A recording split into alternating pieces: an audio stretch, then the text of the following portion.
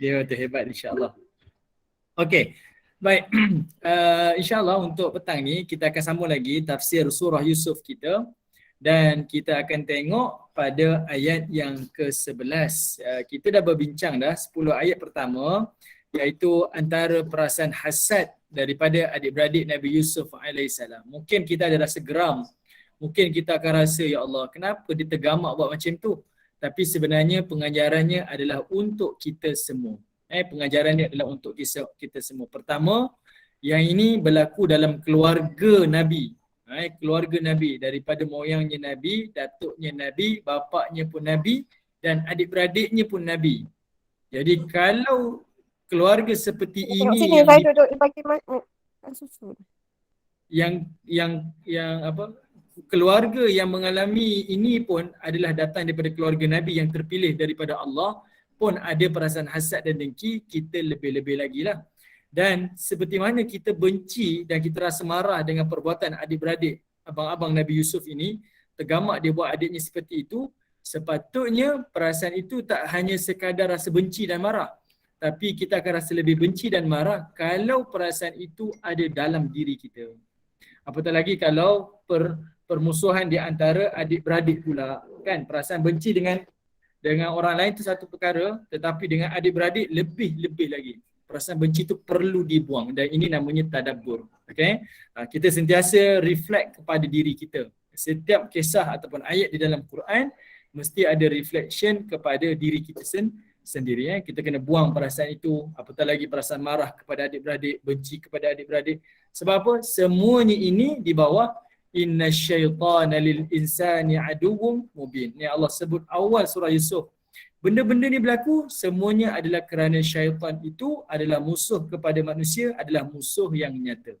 Okay? Kita tidak ada istilah gencatan senjata dengan syaitan dan iblis, tak ada. Sampai bila-bila kita akan tetap bermusuh dengan mereka. Okey, baik. Bismillahirrahmanirrahim. Kita akan tengok pada ayat yang ke-11 sambungan. Boleh kan saya buka saya punya ni? Sekejap saya nak buka saya punya. Boleh Ustaz, sila share screen. Share screen Boleh kan, nampak kan? Baik. Baik. Pada surah Yusuf pada ayat yang ke-11, Allah Subhanahu wa taala menyambung lagi, qalu, iaitu mereka pun berkata. Siapa? 10 abang-abang Nabi Yusuf alaihissalam. Dia dah rancang dah. Dia ada 3 rancangan. Rancangan pertama pergi bunuh, rancangan kedua kita pergi buang adik kita jauh-jauh, dan rancangan ketiga iaitu kita buang adik kita dalam perigi dan kita akan tunggu ada tak rombongan-rombongan dagangan yang akan ambil dia dan bawa dia sejauh yang mungkin. Ketiga-tiga ini adalah bisikan daripada syaitan. Okay? Syaitan ni dia nak suruh kita buat satu dosa tu sampai buat. Dan tiga-tiga itu menjadi gambaran pada kita. Sebenarnya tiga-tiga rancangan itu adalah rancangan untuk membunuh. Sama je. Bunuh tu memang membunuh, buang jauh-jauh pun membunuh, buang dalam perigi pun membunuh. Betul tak? Kalau dia campak adik masuk dalam perigi, kalau adiknya jatuh, patah kaki, kan? Kita tengok ada adik Rayyan masa di Maghribi sebulan 2 bulan lalu tu. Jatuh dalam perigi, mati. Boleh semua berlaku. Tapi syaitan itu mengelirukan manusia sampai mereka merasakan macam kurang rasa bersalah. Kita tak bunuh, kita hanya suruh dia pergi jauh aja. Adik kecil lagi kalau dibuang jauh-jauh mati juga. Cuma matinya perlahan-lahan ataupun matinya bukan depan mata kita.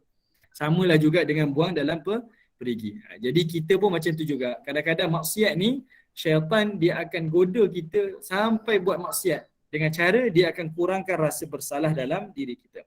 Sekarang ayat yang ke-11, mereka cuba nak merealisasikan perancangan dia. Apa dia? Qalu, kata Allah Subhanahu wa taala, adik-beradik Nabi Yusuf ni pun pergi jumpa dengan Nabi Yusuf. Qalu, dan dia pergi jumpa dengan Nabi Yaqub, ayahnya, dan bercakap, ya abana, wahai ayah kami, malaka la ta'manuna. Okey, kira dia kata apa? Mengapa ayah tak percaya kepada kami? Ala Yusuf, tentang Yusuf. Wa inna lahu lanasihun. Padahal sesungguhnya kami ini orang yang sentiasa mengambil berat kepada Yusuf alaihissalam. Baik, cuba ibu-ibu yang dirahmati oleh Allah Subhanahu Wa Taala, perhatikan kalimah yang ada tanda diamond ni. Siapa yang boleh explain kepada saya apakah yang dimaksudkan dengan tanda diamond tu? Siapakah yang boleh menerangkan kepada saya macam mana bacaan tanda diamond tu? Okey, adakah yang nak cuba? Okey. Tak ada? Tak ada. Baik. Kita kena muncung, Ustaz. Muncung. Okey, baik. Tanda diamond ni namanya bacaan ishmam. Bacaan secara ishmam. Apa maksud ishmam? Iaitu bacaan yang dimuncungkan. Dan dia ada bunyi tetapi tak dibunyikan. Muncung saja. Iaitu la ta'manna. Dia macam bunyi manuna. Ada macam nun berbaris depan. Tetapi dia tak dibunyikan, hanya dimuncungkan. Saya ulang sekali. La ta'manna. Pada kalimah man tu, yang didengungkan, man, sebut man, kita punya bibir ke belakang kan. Tapi muncungkan. Manna. Man, di belakang kan, man. Kemudian muncungkan dalam bacaan seperti man lagi, man, na. Baru sebut na. Okey, itulah bacaan ishmam. Kalau ibu baca la ta'manna, salah dia kena baca la ta'manna. Okay, hanya ayat ini yang ada ishmam. Okey, bacaan secara ishmam. Kalau ibu nak tepat lagi, nak nampak lagi jelas, ibu-ibu boleh buka YouTube, type je ishmam. Banyak qori-qori kita yang mengajar bacaan dalam bentuk ishmam ni. Okey. Baik, kemudian apa yang dikatakan oleh abang-abang Nabi Yusuf ni kepada ayah dia? Dia kata malaka la ta'manuna ala Yusuf. Wahai ayah, adakah ayah tak percaya kepada kami ni? Tak percaya kepada kami tentang Yusuf. Wa inna lahu lanasihun. Sedangkan kami ni orang yang memang mengambil berat tentang adik kami ni, iaitu Yusuf. Cara pertama ni Allah tunjukkan kepada kita, gaya orang yang bersalah sepatutnya, kalau orang yang benar secara fitrahnya, psikologinya, mereka ni akan tenang. Sepatutnya dia akan tenang. Ayah, boleh tak saya bawa adik keluar? Kan? Ayah, boleh tak saya? Dia berminta izin. Tapi tidak ada apa dialog di antara adik-beradik Nabi Yusuf dengan ayahnya. Tiba-tiba dialog yang pertama yang mereka lontarkan adalah dialog menyerang. Ayah tak percaya kami ke? Tiba-tiba. Sepatutnya benda itu dah nampak dah. Dia adalah sesuatu yang mencurigakan. Sebab itu orang yang melakukan dosa, sebenarnya kita boleh kenal. Orang yang berbohong ni, kita boleh tahu dia berbohong. Okay, secara psikologinya. Sebab dia akan duduk di bawah fikiran secara normal. Okay. Ayat pertama dia diterang ayah dia. Ayah tak percaya kami ke? Kalau tuan-tuan jadi ayah kepada Nabi Yusuf, abang-abang tanya macam ni, kita pun jadi pelik, tak percaya kenapa pula kan? Jadi abang-abang dia tanya, ayah tak percayakan kami ke? Wa inna lahu lanasihun. Dan dia buat satu tuduhan kepada ayah dia, iaitu seolah-olahnya ayahnya tak melihat abang-abangnya itu adalah orang yang mengambil berat kepada adiknya. Okay, dia provoke ayah dia. Okay, dia provoke ayah dia. Lalu dia kata apa? Wa inna lahu lanasihun. Dan dia buat satu janji palsu. Saya kalau sebut perkataan janji ni, nak bagi contoh ke bonda-bonda semua, paling mudah suamilah kan. Jangan janji masa suka kan. Jangan marah ketika marah. Macam mana? Apa istilah macam ni kata-kata kita ni? Jangan janji masa tengah gembira ni. Kadang-kadang kita ni sampai melampau. Jadi ayat ni, bila dia cuba provoke ayah dia, lalu dia counter ayah dia dengan dia memberikan janji palsu. Memberikan janji palsu. Ayah tengoklah kami. Percayalah kami ni akan jadi abang yang sangat ambil berat tentang adik dia. Okay? Itu antara dialog. Ada dua gaya bahasa dekat situ. Pertama, dia provoke ayah dia, serang ayah dia. Yang kedua, dia memberi janji palsu. Ayat yang ke-12, Allah kata apa? Arsilhu ma'ana ghadan yarta' wa yal'ab. Wa inna lahu lahafizun. Dan dia terus lagi menambahkan lagi janji-janjinya supaya menghilangkan rasa ketidakyakinan, keraguan Nabi Yaqub alaihissalam. Dengan dia kata apa? Arsilhu ma'ana. Ayah, biarkan saya yang adik-adik ni bersama dengan Yusuf alaihissalam. Ghadan, pada hari esok ni saya nak bawa keluar ni. Yarta' wa yal'ab, supaya kami ni dapat bergembira, wa yal'ab, dan kami juga dapat bermain-main. Ibu-ibu kena perhatikan Nabi Yusuf ni masih lagi kecil. Okay, masih lagi kecil. Abang-abang dia marah sebab Nabi Yaqub beri tumpuan lebih kepada adiknya yang bernama Yusuf ni. Secara fitrahnya, memang seorang ayah ataupun ibu akan beri perhatian lebih pada anak kecil. Bukan kerana berbeza kasih sayang. Tidak.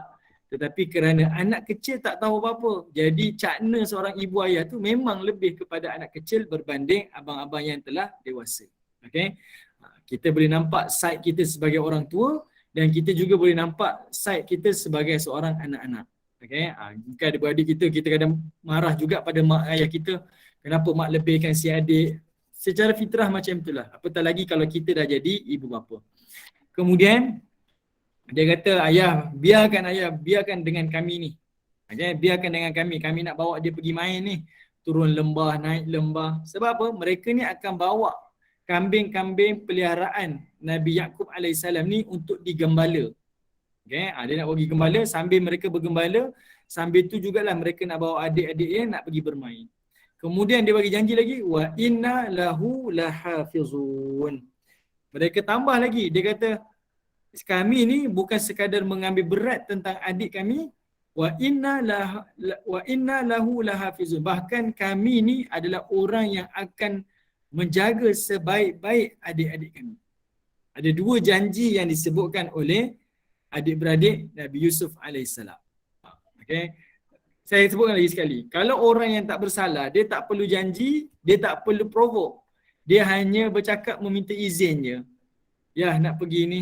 Ya, nak ni. Mudah je kan minta izin. Ayah kata okey lah. Ayah kata tak okey lah. Tak apalah, saya nak minta izin je. Tapi kalau orang yang ada perancangan, apatah lagi dia buat salah, dia akan provoke dan dia akan macam-macam janji dia yang dia akan buat. Ini kebiasaan Allah tunjukkan fitrah keadaan psikologi manusia. Okey, kemudian pada ayat ketiga Allah kata apa? Qala, maka Nabi Yaqub pun menjawab. Nabi Yaqub menjawab. Nabi Yaqub ni dia jawab dalam keadaan dia ragu-ragu. Bukan dia tuduh tapi dia rasa ragu-ragu. Apa dia kata apa? Inni la yahzununi an tadhhabu bih. Sesungguhnya aku ni, kalau kau bawa Yusuf pergi keluar, kau akan membuatkan aku ni jadi duka cita. Kenapa duka cita? Kalimah la yahzununi ni maksudnya Nabi Yaqub berkata, kalau kamu abang-abang bawa Yusuf, aku jadi duka cita. Sebabnya kerana abang-abangnya dewasa, adiknya Yusuf ni kecil lagi yang memang bergantung hidup kepada abang-abangnya. Nabi Yaqub hanya risau kalau abangnya sibuk nanti bermain sampai meninggalkan adik dia. Yang itu yang menyebabkan Nabi Yaqub ni dia jadi duka cita, dia takut sangat. Takut. Okay. Sebagai misal, kita ada anak-anak kita yang dewasa, paling besar pun dalam 12 tahun, 10 tahun kan. Dalam masa yang sama, kita ada seorang anak kecil pula dalam usia 3 tahun. Kita pergi kerja. Kita boleh yakin tak abang-abangnya ini akan jaga adiknya? Dalam masa yang sama, kita bekalkan abang-abang dia ni dengan telefon lah, dengan handphone lah, dengan PS lah, gadget lah. Abang-abang dia kata, tak apa, ibu tinggal je adik dengan kami. Kami ni akan jaga adik ni, percayalah.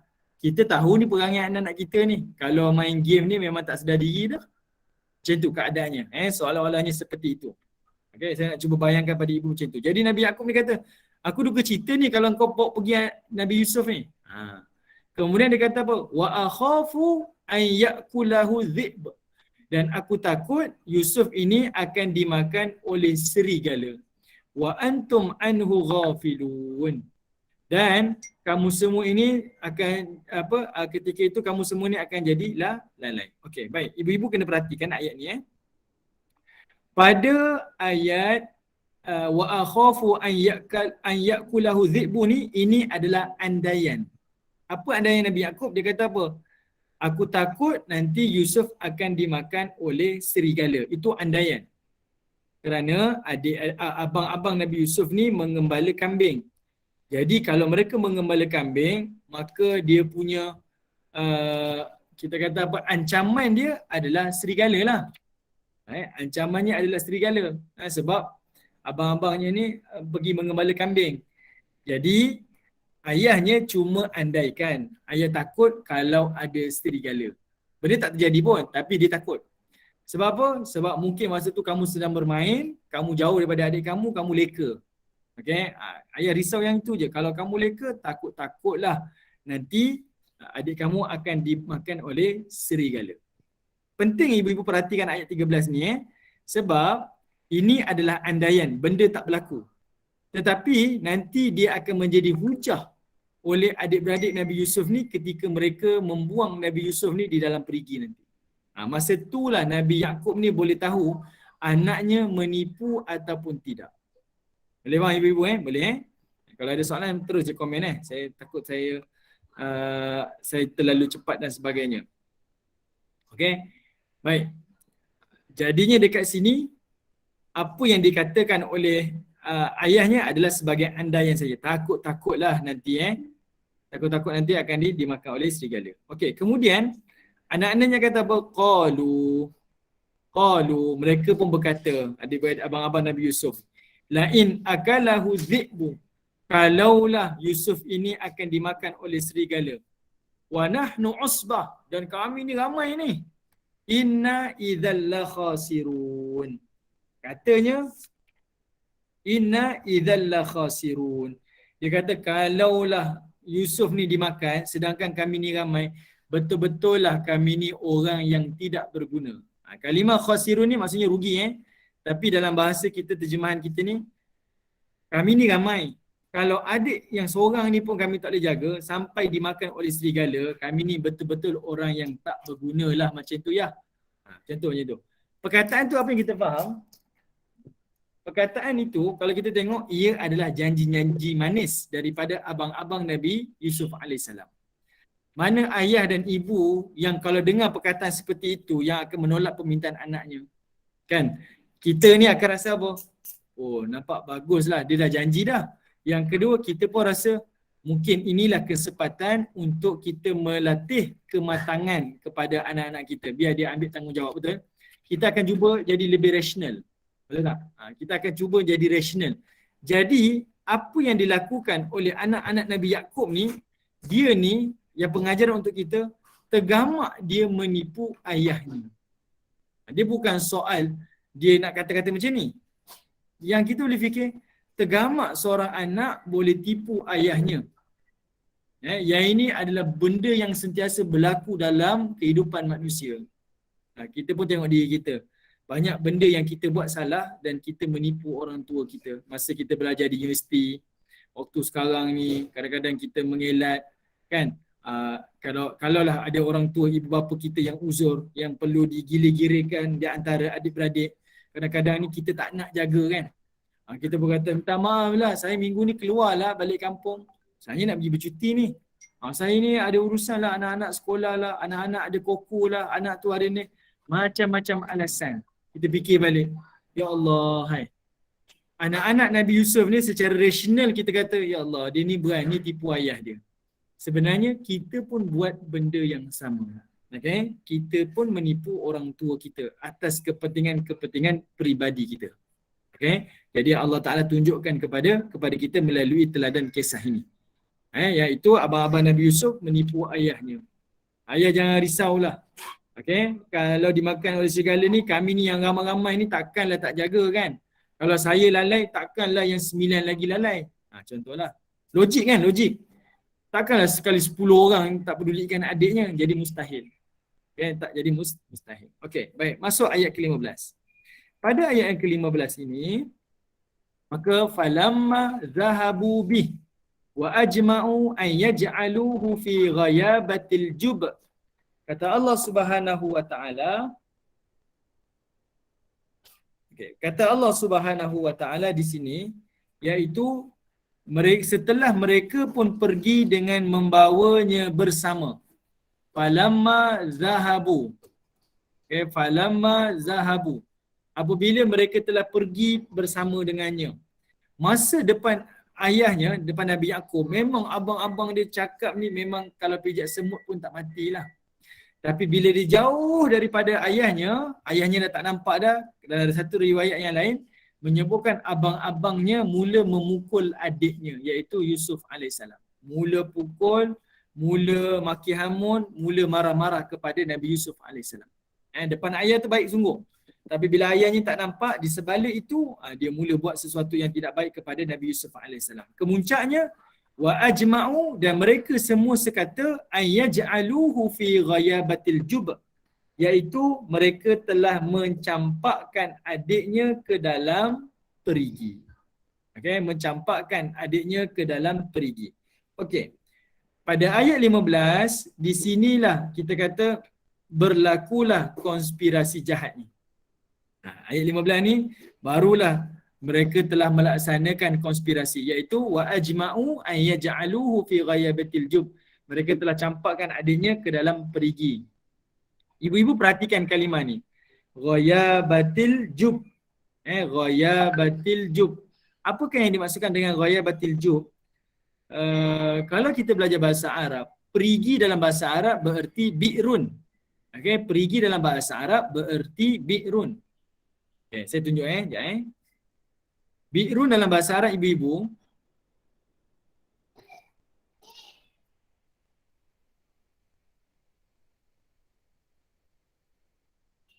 okay, sekejap saya tunjuk gambar.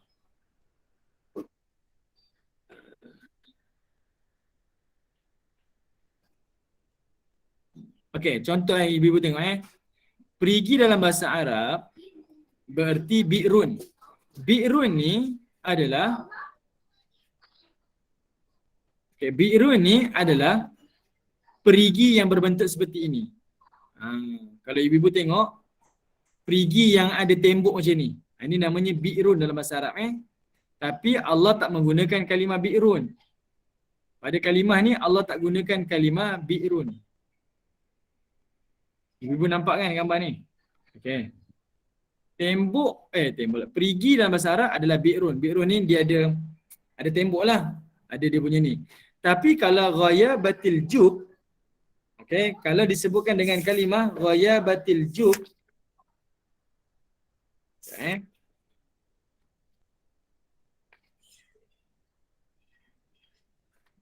kalau kalimah ghayabatil jub ni adalah perigi yang tidak ada tembok. Maksudnya dia atas tanah tu digali saja lubang, ada dalam tu. Kenapa dia campak dalam ghayabatil jub? Dia tak dicampakkan ke dalam bi'run. Okey. Kalau bi'run macam ni ibu-ibu, dia adalah sesuatu yang susah untuk dinaiki. Kan? Orang akan simen tepi tu sampai bawah. Contohlah macam ni kan. Dia akan disimen macam ni. Jadi dia agak sukar untuk dipanjat. Sebab benda tu dah rata dah. Melainkan ada orang akan campak tali akan tolong dia. Tetapi contoh sekejap saya minta maaf lah. Okey, contoh kalau perigi ni kan macam simen ni, jadi susah nak panjat. Melainkan ada orang akan bagi tangga ke bagi tali. Tapi kalau ghayabatil jub ni, dia adalah perigi macam ni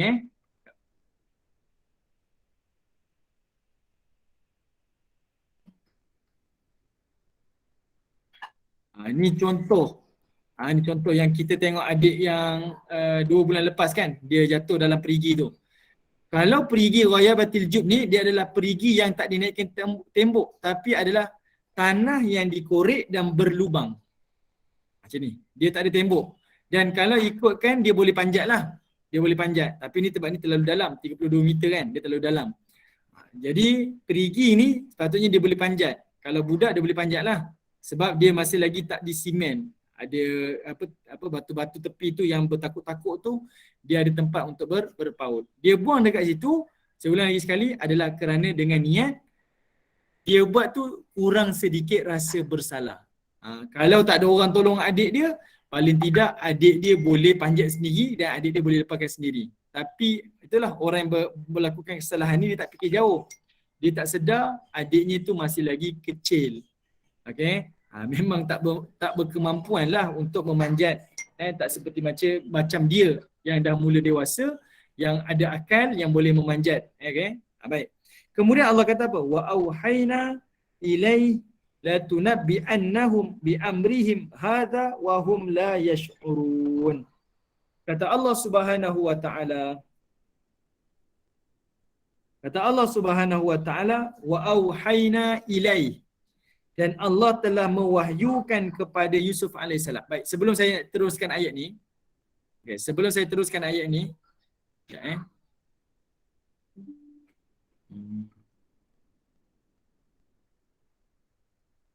ya, saya nak tunjuk balik. Minta maaf.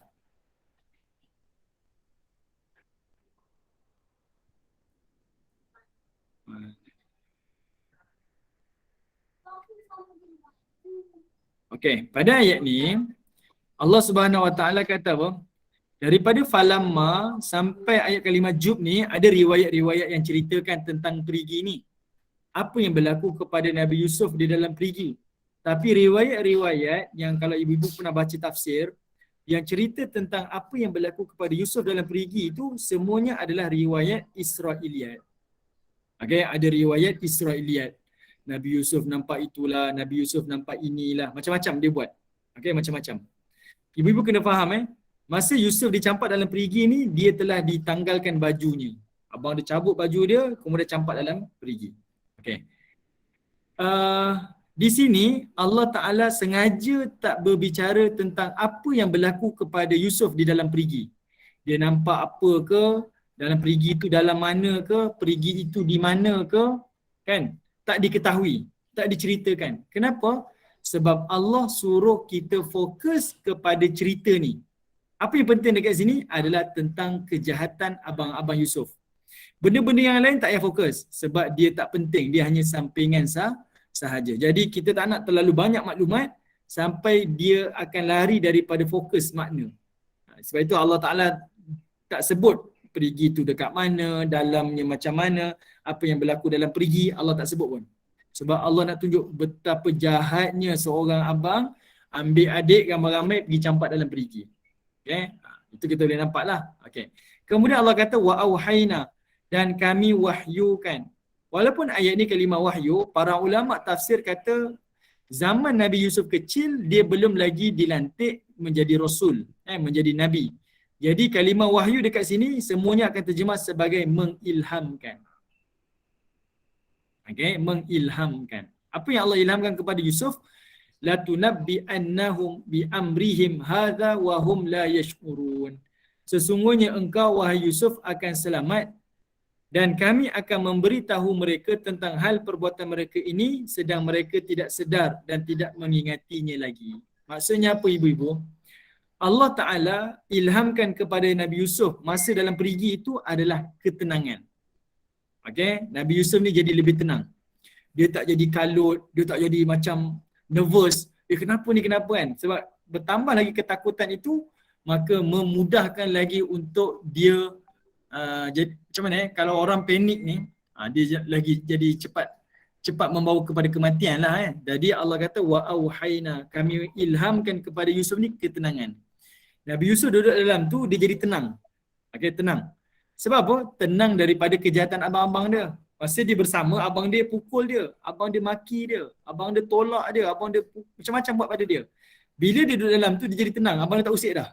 Abang dia dekat atas, dia dekat bawah, dia tenang. Allah berikan satu wahyu pada dia. Kemudian Allah kata apa? La tunabbi'annahum, iaitu Allah akan memberitahu kepada mereka perbuatan mereka ini sedangkan mereka tak sedar apabila dewasa nanti. Seolah-olahnya saya nak bagi gambaran macam ni ibu-ibu. Contohlah, pernah tak kita mengalami satu kesulitan, tiba-tiba kita datang satu fikiran, kita kata apa? Kalaulah punya sakit susah ni, kalau lepas ni saya sekali-kali tak akan bagi orang lain susah. Contoh macam ni, contoh nak bagi masa mudah. Saya dulu ibu-ibu nak dapat lesen susah tau. Lesen saya pakai duit saya sendiri. Kumpulkan masa saya belajar di universiti, kumpul satu semester, kemudian cuti semester saya pergi ambil lesen. Masa saya tak ada lesen tu, punyalah susah. Motor tak ada, kereta tak ada kat universiti. Jalan kaki je ni. Kawan-kawan tak nak tumpang kan? Sebab kawan-kawan ada yang ada kereta tapi dia bawa orang lain lah. Kita ni rasa macam terpinggir je. Kita rasa susah. Kita punya rasa sakit tu kita kata apa? Kalaulah saya ada kereta, saya ada motor, saya tak akan tinggalkan orang yang jalan kaki. Sebab saya pernah rasa susah dan saya tak akan bagi orang lain rasa susah. Apa yang saya rasa? Boleh faham tak maksud saya? Okay? Kita yang rasa susah ni kita akan kata apa? Kalau macam ni lah rasa susahnya, lepas ni saya takkan bagi orang lain rasa susah macam saya susah. Yang itulah yang dimaksudkan dengan kalimah la tunabbi annahum bi amrihim hadza wa hum la yashkurun. Okey, perasaan itu. Okey, perasaan itulah yang Allah berikan kepada Yusuf. Yusuf tenang dan dia kata apa? Benda ni aku tak akan buat pada orang lain. Aku dah rasa susah ni. Aku tak akan susahkan kepada orang lain. Adik-beradiknya lah. Nanti ibu-ibu tengok di ending surah Yusuf nanti. Adik-adiknya susah. Nabi Yusuf tak tambah kesusahan adik dia. Tapi Nabi Yusuf memberikan bantuan dan kesenangan. Sebab dia pernah rasa susah. Dia pernah rasa dipinggir, dipulaukan oleh ahli keluarga. Bila dia dah dapat nikmat, dia tak akan buat pada orang lain. Ini ciri-ciri orang baik. Ciri-ciri orang soleh. Bukan berdendam dan berhasad. Kau tengoklah nanti, aku dah okey nanti, kau siaplah, aku balas balik. Dia bukan macam tu. Yang ini Allah berikan wa auhayna, ilham kepada Yusuf AS. Boleh ibu-ibu? Jelas Okey. Baik, kemudian kita tengok pada ayat yang ke-16. Tengok pada ayat ke-16. Pada ayat ke-16 Allah kata apa? Waja'u abahum isya'an yabkun. Kata Allah Subhanahu Wa Taala, habis semua ni, jelas semua perkara ni, dan Yusuf itu pun dan adik-beradik Nabi Yusuf ni, abang-abang Nabi Yusuf pun, dia datang pergi berjumpa dengan ayahnya. Waja'u abahum. Mereka ni datang bertemu dengan Nabi Yaqub alaihissalam. Isya'an yabkun. Dan mereka menangis. Yabkun ni menangis Mereka ni menangis pada waktu Isyak. Waktu Isyak ni waktu apa? Waktu Isyak ni waktu apa? Iaitu waktu yang telah luput cahaya kemerahan. Ini awal kepada malam lah. Dia dah gelap dah. Okay, gelap. Kalau kita tak ada lampu rumah kita, Isyak ni dah gelap lah. Merah tu dah hilang dah. Senja tak ada dah. Dia dah gelap.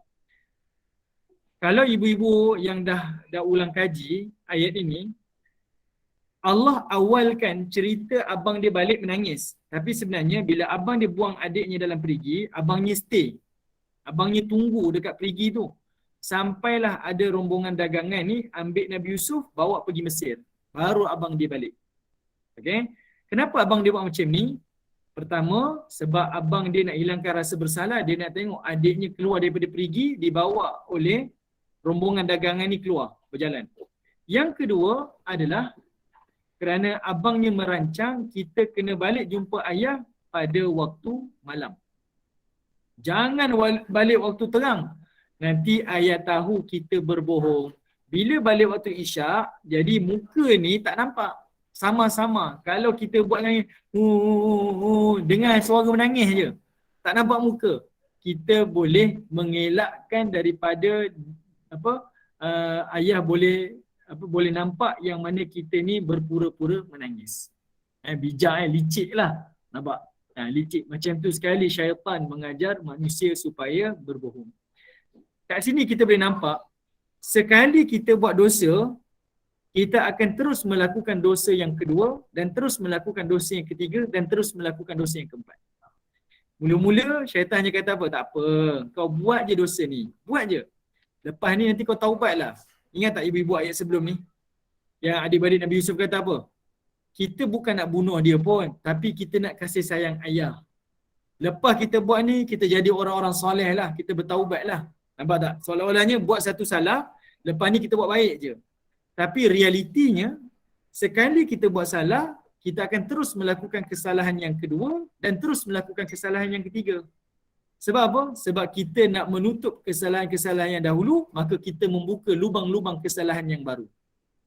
Sebab kan dia dah bunuh, dia dah campak adik dia, maka dia nak tutup kesalahan tu, dia menipu ayahnya. Dosa ke tidak? Dosa. Ni yang Allah nak bagi tahu kita ni. Sekali kamu menipu atau membuat dosa, kamu akan terus melakukan dosa dan terus melakukan dosa. Sampai bertaubat. Kamu dah mengaku dah, saya memang buat salah. Masa tu baru selesai. Kalau tidak, dosa tu akan tetap berterusan. Okay? Betul. Puan Intan kata once kalau dah start menipu akan terus menipu sebab nak cover yang sebelum itu. Sebab itu Hamka kata apa? Orang menipu ni dia kena ada dua syarat. Pertama dia kena bijak, yang kedua dia mesti kuat daya ingatan dia. Okey, orang menipu ni dia kena dua, dia kena bijak supaya dia tak tertangkap. Yang kedua dia kena kuat daya ingatan dia. Sebab kadang-kadang dia menipu dia terlupa. Okey, jadi itu perangkap dia lah. Okey, kemudian ayat 17. Ayat yang ke-17. Pura-pura menangis, Allah kata apa? Qalu ya abana. Lepas dia menangis, dia pun cakap dengan abah dia. Wahai ayah kami, inna zahabna. Sesungguhnya kami ini telah pergi. Zahabna. Nastabiqu wa tarakna Yusuf. Kami ni telah pergi berlumba-lumba. Ini kalimah sabaqah. Sabaqah ni maksudnya berlumba-lumba. Pergi memburu ke, bekerja ke, bersaing ke, kita tak tahulah. Tapi dia bermain ni. Wa tarakna. Semasa kami tengah sibuk ni, bersaing. Bila kata bersaing, masing-masing nak menang, maka kita akan lupakan yang lain kan. Khususnya Yusuf lah. Dah janji dengan ayah ni. Kali dia lupa. Wa tarakna Yusuf. Dan kami telah tinggalkan Yusuf. Inda mata'ina. Kami telah tinggalkan Yusuf ini bersama dengan barang-barang kami. Maksudnya haiwan-haiwan tadi itulah. Fa'akalahu dhi'bu. Dan Yusuf itu telah dimakan oleh serigala. Okay, Yusuf itu telah dimakan oleh serigala. Sebenarnya, bila abangnya kata Yusuf dimakan oleh serigala, Nabi Yaqub ni tahu anak-anaknya menipu. Okay, Nabi Yaqub tahu sebenarnya anak-anaknya menipu. Okay, dia tahu anaknya menipu. Boleh jadi Nabi Yusuf ni dia duduk ni, abangnya tinggalkan, ataupun Nabi Yusuf ni dia kecil, dia penat. Abang dia kata, dah kau duduk je lah dengan haiwan-haiwan ni, kami pergi main. Contoh macam tu lah Ini semua helah ni. Jadinya, bila anak-anak kata apa? Ayah, kami minta maaf lah, kami main-main tadi, Yusuf kami tinggalkan, dia dimakan oleh serigala. Ayahnya tahu anaknya menipu. Kenapa? Sebab, bila ayahnya dulu kata, ayah bukan tak nak bagi Yusuf dengan kamu, tapi ayah takut adik kamu dimakan oleh serigala. Itu hanya andaian sahaja dan alasan daripada ayah. Alasan. Ayah tu bagi alasan je sebab tak nak bagi Yusuf tu ikut. Tapi tak sangka anak-anaknya menjadikan alasan ayah dia sebagai alasan dia. Maka terang-teranglah nampak yang anaknya menipu. Takkanlah seorang ayah tak tahu ada serigala dekat kawasan ni ke kawasan ni kan. Sebab tempat yang anak dia pergi mesti ayahnya tahu. Mesti.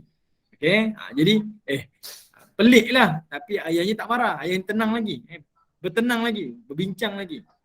Okay. Kemudian ayat yang ke-17 ni sambung lagi. Abang-abang Nabi Yusuf AS kata apa? Wa ma anta bimu'minin lana walau kunna sadiqin.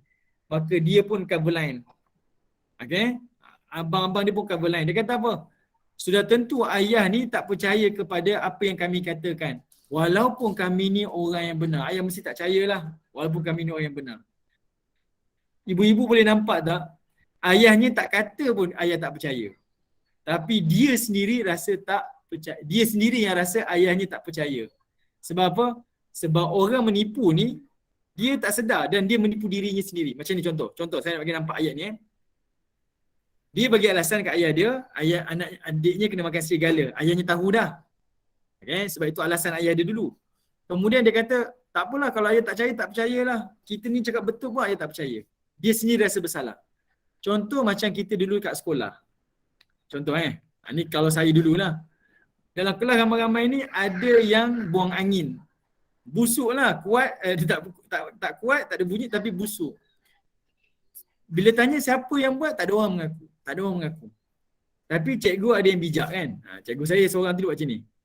Okeylah, siapa yang kentut tadi tu, dia balik dulu. Ada kalangan kami ni, dia bangun, dia balik dulu. Okay, dia bangun, dia pergi dulu. Secara automatik orang tahu yang dia kentut. Betul tak? Orang yang tak kentut, dia tak bangun pun. Tapi sebabkan dia yang kentut dan dia senyap dia, tapi last kali cikgu kata, siapa yang kentut tadi tu, pergi balik dulu. Dia terus, tanpa dia sedari, dia bangun dan dia balik. Menunjukkan dia ni sebenarnya Berbohong lah tadi. Jadi macam itulah ayat ni. Ayahnya tak tuduh pun. Kan? Tapi dia sendiri rasa. Sebab dia tahu dia menipu. Jadi dia sendiri rasa, adalah ayah tak percaya sudahlah. Sepatutnya tak perlu boleh cakap yang tu. Kalau benda betul, ayah, adik dia macam ni, keadaannya macam ni. Dah lah kan. Tak ada pun dia nak cuba argue apa yang ayah dia fikir, apa yang ayah dia cakap. Apa nak cakap kan? Sebab kita tak rasa bersalah. Tapi hanya orang yang bersalah sahaja yang akan kata macam ni. Boleh ibu-ibu Boleh Okey, saya nak tengok feedback dulu. Boleh ke? Jelas ke? Boleh faham? Boleh faham? Jelas Faham Ustaz. Baik. Okey, saya tengok soalan dulu. Tuan tanya, adakah riwayat yang ceritakan abang-abang Nabi Yusuf sehingga ada orang keluar Nabi Yusuf? Ada. Kita akan jumpa ayat selepas ni. Okey, kita akan jumpa ayat selepas ini. Okay. Ada soalan lain tak? Okey. Okey, yang berundur-berundur lah, tak apalah InsyaAllah kita jumpa kesempatan akan datang. Okey. Alright. Jadinya, orang yang berbohong ni sebenarnya dia kantoi jugalah kan. Okey, kemudian untuk poin intan tadi yang bertanya tu, kalau nak tengok ayat dia dekat sini. Ayatnya bermula daripada ni. Ayatnya bermula daripada ayat 19 nanti kita akan jumpa. Okey. Masa Yusuf dalam perigi itu, datanglah satu rombongan ahli perniagaan. Okey, ni dia bermula pada ayat 19 ni, nanti puan nampaklah. Yang mana diceritakan dekat situ tentang abang dia menunggu adiknya sampailah adiknya tu pergi ke Mesir. Baru dia balik. Okay, nanti kita jumpa. Okey, kita tengok ayat 18. Bila dia dah cakap macam tu, dia dah kata adik dia kena ni, lepas tu dia rasa ayah dia tak percaya dia pun kata, kalau ayah tak percayalah, dah lah. Kemudian ayat 18 dia kata apa? Waja'u ala qamisih. Dan dia nak cuba tegaskan dia punya kesalahan dia tu. Okey. Maka dia pun datangkan qamis, iaitu baju. Okey. Maka dia datangkan baju sebagai bukti. Okay, dia datangkan baju sebagai bukti. Dia datangkan baju sebagai bukti. Apa bukti dia? Dia kata ala qamisih bidam kadhib, iaitu pada baju Nabi Yusuf ini telah dilumurkan dengan darah yang palsu. Dengan darah kadhib. Kadhib ni bohong lah. Dengan darah yang palsu. Nampak tak ibu-ibu yang dirahmati Allah? Allah sebut kalimah qamis. Maksudnya Yusuf dicampak dalam perigi tadi tu dalam keadaan tidak berbaju. Punya zalim abangnya buang adik tak berbaju. Sebab dia nak ambil baju tu lalu dilumurkan dengan sesuatu yang kalau tak nak riwayat sekejap saya cek Saya cek.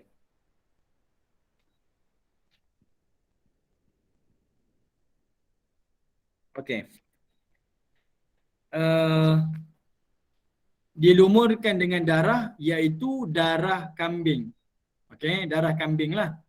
Bukan darah Nabi Yusuf AS. Kan ada beza, bau darah ni berbeza lah. Bau haiwan, ada bau hanyir-hanyir, hamis-hamis tu. Satu lagi ada bau darah manusia. Kan ada beza. Okey, itu satu. Tapi Allah sengaja highlight kalimah darah palsu ni sebab nak tunjukkan kepada kita sebenarnya Nabi Yaqub lebih jelas lagi nak kata anaknya menipu.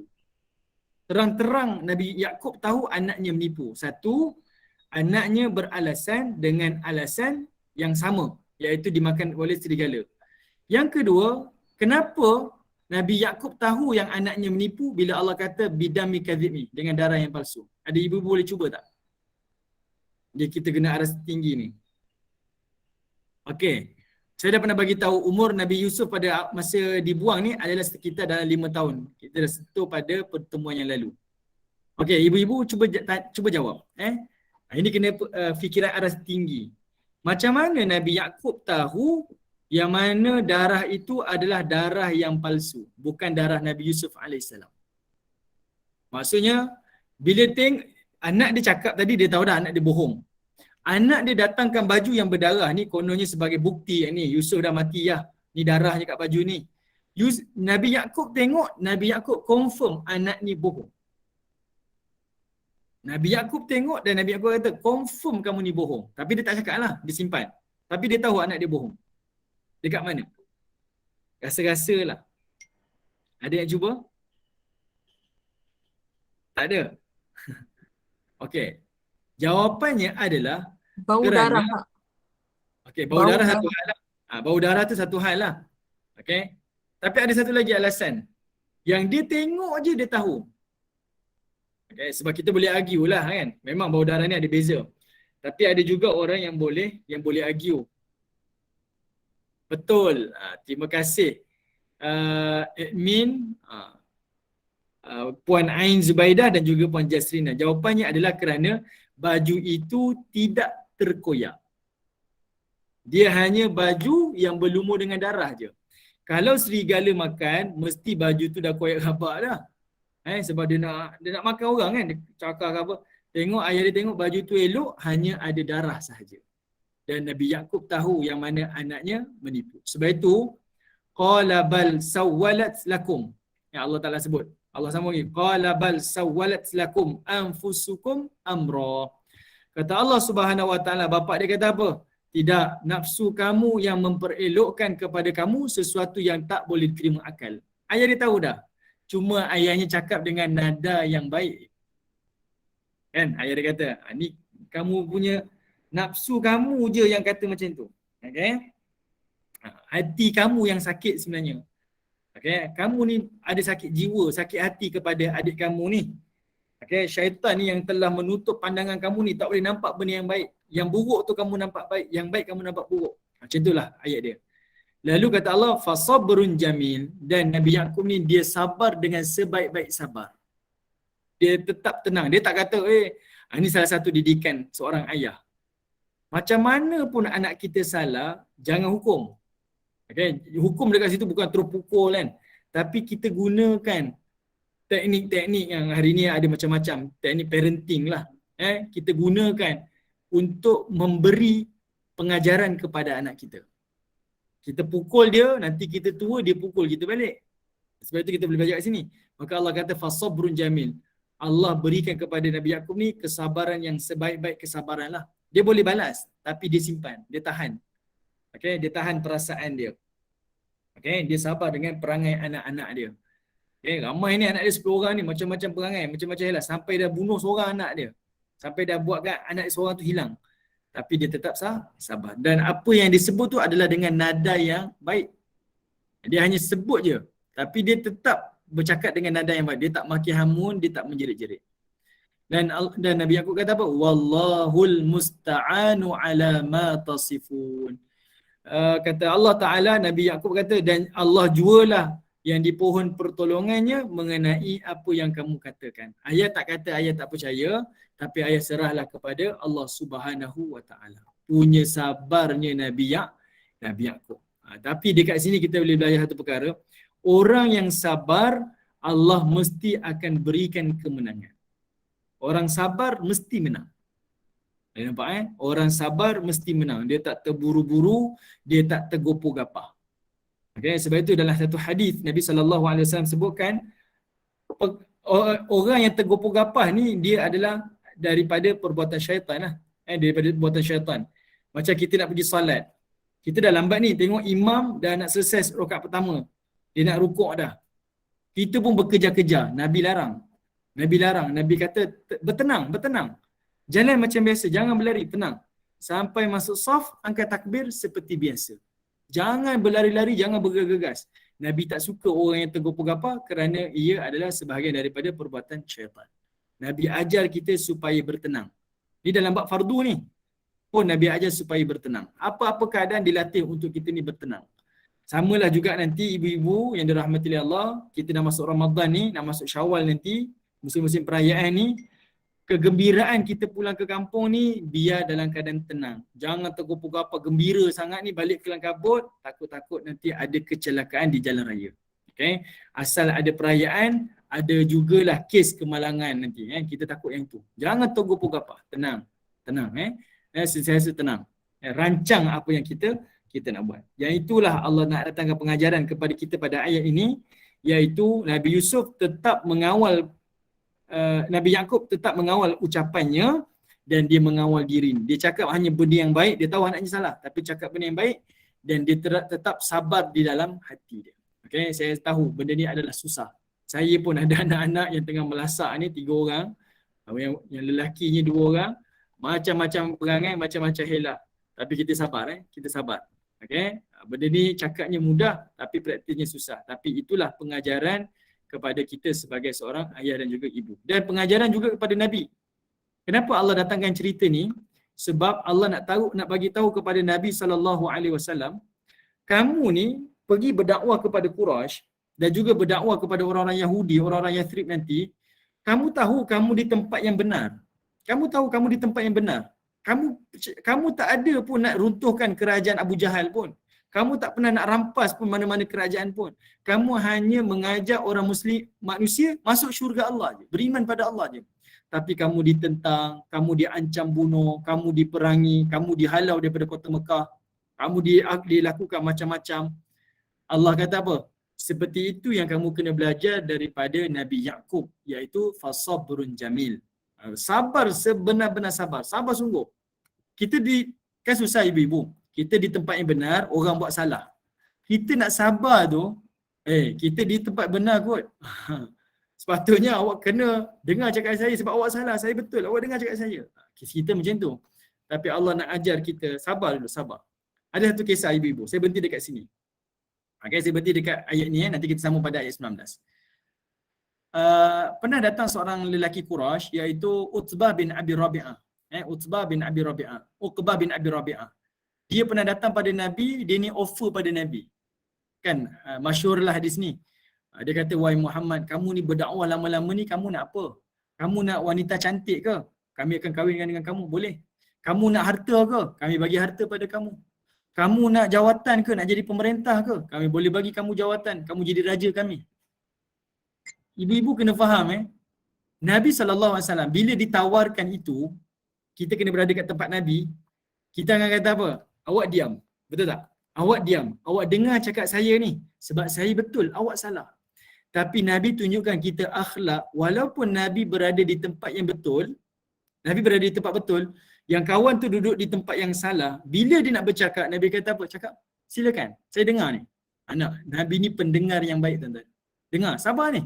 Dan bila dah habis tu, bila Uqbah bin Abi Rabi'ah habis cakap, habis tawarkan, dia kata, wahai Uqbah, ada lagi tak yang kamu nak tawarkan? Ada lagi tak yang kamu nak cakap? Sampai Uqbah kata, dah tak ada ya Muhammad, aku tak ada apa-apa nak cakap dah. Lalu Nabi kata, kalau dah habis, okey, kamu dengar apa yang aku cakap pula. Kita boleh nampak kalau kita di tempat yang benar, suami isteri lah bergaduh. Apa yang berlaku? Abang tak payah cakap lah, abang memang salah. Abang dengar cakap saya, betul. Kita akan jadi macam tu. Tapi Nabi ajar kita, adab ketika marah seperti itu. Okay? Kita tahu kita benar, diam dulu, tenang, terus tenang. Tunggu dulu, bagi dia selesai. Kemudian baru kita jawab. Barulah kita cakap. Orang sabar sentiasa menang. Okey? Baik, insya-Allah saya berhenti pada ayat yang ke-18 ini sebelum kita sambung ayat yang berikutnya. Okey? Ada apa-apa soalan ke? Di hujung-hujung petang ni kan? Yang takut ngantuk Okey. Dipersilakan jika ada soalan. Okey. Okey, insya-Allah kalau tak ada soalan nanti kita akan sambung pada ayat yang ke-19. Ayat tu dia akan patah balik cerita tentang Nabi Yusuf tadi tu yang abangnya tunggu sampailah adiknya dibawa keluar daripada perigi. Okey. Jadi ala kuliah semoga ada manfaat daripada majlis ini dan saya serahkanlah kepada bonda kita. Silakan bonda. Baik Ustaz. Terima kasih saya ucapkan kepada Ustaz di atas perkongsian kisah Nabi Yusuf AS. Banyak pengajaran yang dapat kita perolehi di dalam kisah tersebut seperti bagaimana kita untuk membentuk perhubungan kita sesama adik-beradik dan juga sebagai pengajaran kepada ibu bapa untuk menangani dalam menangani masalah anak-anak, insya-Allah. Dan satu lagi perkongsian daripada Ustaz yang paling penting, sesungguhnya orang yang sabar itu pasti akan menang. Dan Allah juga telah berjanji orang yang sabar itu tempatnya adalah syurga, insya-Allah. Mohon InsyaAllah. Ustaz untuk saya berkongsi program Gema Yasin Nur Iman untuk malam ini sebentar sahaja. Sila. Boleh tanya soalan satu tak? Sorry. Boleh ya Ustaz, kita bagi boleh, dalam sila. sekejap. Boleh. Okay, Assalamualaikum ya Ustaz. Saya pernah terdengar Yusuf tu, makna nama Yusuf itu adalah kesedihan. Kesedihan lah sebab ayat itu pun banyak kesedihan kepada Nabi Allah Yusuf. Betulkah kita tidak digalakkan untuk meletak anak kita bernama Yusuf? Okey, baik. Ada juga para ulama kita menyebutkan kalimah Yusuf ini datangnya daripada kata akar dia, root word dia iaitu daripada kalimah sedih. Okay? Kalimahnya sedih. Tetapi para ulama kita tak menafik, tak menghalang untuk meletakkan nama Yusuf tu kepada anak-anak sebab Nabi sendiri menyebutkan nama yang paling terbaik adalah nama-nama Allah. 99 Asmaul Husna tu dipangkalkan dengan Abdul dan yang paling terbaik Abdul Rahman diikuti dengan nama para anbiya. Yang ni Nabi sebut Yusuf itu sebahagian je ulama yang memandang nama itu bukan nak kata nama tu tak boleh kerana dia sedih, tetapi adalah untuk meraihkan Nabi kerana surah itu turun pada tahun kesedihan Nabi. Okay, maksudnya Nabi merawat perasaan sedih dia itu dengan kisah Yusuf. Dan seolah-olahnya juga kisah Yusuf ini akan merawat kesedihan seluruh manusia yang mengalami kesusahan dan kesedihan dalam kehidupan. Okay, seolah-olahnya macam itulah. Tapi adakah menjadi halangan? Tak menjadi halangan. Dan saya mengiyakan betul. Memang ada kalimah Yusuf itu memberi maksud sedih. Okay. Tapi tak menjadi halangan untuk kita menamakan anak dengan nama Yusuf AS. Yang kita nak contohi itu adalah dari sudut pewatakan Nabi Yusuf itu. Kan? Kita nak anak kita menjadi Yusuf. Dia walaupun susah, walaupun hidupnya sedih, tapi dia kuat sampai dia berjaya, sampai dia jadi Aziz Mesir, sampai dia beri kebahagiaan pada adik-beradik dia tak berdendam dan sebagainya. Itu yang saya boleh simpulkanlah. Terima kasih Puan Latifah yang bertanya. Soalan yang sangat baik. Terima kasih. Terima kasih Ustaz. Terima kasih Puan. Satu soalan yang sangat baik untuk orang lain mendengar jawapan daripada Ustaz. Seterusnya program Gema Yasin Nur Iman pada malam ini adalah kuliah maghrib untuk kitab Kesempurnaan Muhammad Rasulullah SAW bersama Kapten Ustaz Muhammad Naim bin Ahmad Al-Hafiz. Dan seterusnya untuk 9 suku malam kita ada bacaan surah-surah pilihan oleh imam muda dari dua buah negara iaitu negara Brunei Darussalam dan juga negara kita Malaysia. InsyaAllah tuan-puan dijemput hadir untuk dua-dua kuliah ini. Sebelum kita berakhir dan berpisah sementara petang ini, mohon Ustaz untuk menutup majlis kita dengan tasbih kafarah dan surah Al-As. Dijemput Ustaz. Baik. Bismillahirrahmanirrahim. Alhamdulillah Rabbil Alamin. Wassalatu wassalamu ala ashrafil anbiya wal mursalin wa ala alihi wa sahbihi ajma'in. Allahumma ghafir lana dhunubana wa liwalidina warhamhum kama rabbawna sighara. Allahumma inna nas'aluka ilman nafi'an wa rizqan tayyiban wa amalan mutaqabbala. Allahumma inna nas'aluka al-huda wa tuqa wal afaf wal ghina. Rabbana atina fid dunya hasanah wa fil akhirati hasanah wa qina adzabannar. Sallallahu ala sayyidina Muhammad wa ala alihi wa sahbihi wa baraka wa sallam. Walhamdulillah. Kita tutup dengan tasbih kafarah dan suratul As. Subhanakallah wa bihamdika asyhadu an la ilaha illa anta astaghfiruka wa atubu ilaik. Subhana rabbika rabbil izzati amma yasifun. Wassalamu ala al-mursalin. Walhamdulillahi rabbil alamin. Terima kasih Ustaz. Terima kasih Ustaz. Terima kasih. Assalamualaikum. Terima kasih semua. Assalamualaikum. Terima kasih. Terima kasih Ustaz. Alhamdulillah. Terima kasih Ustaz. Terima kasih semua.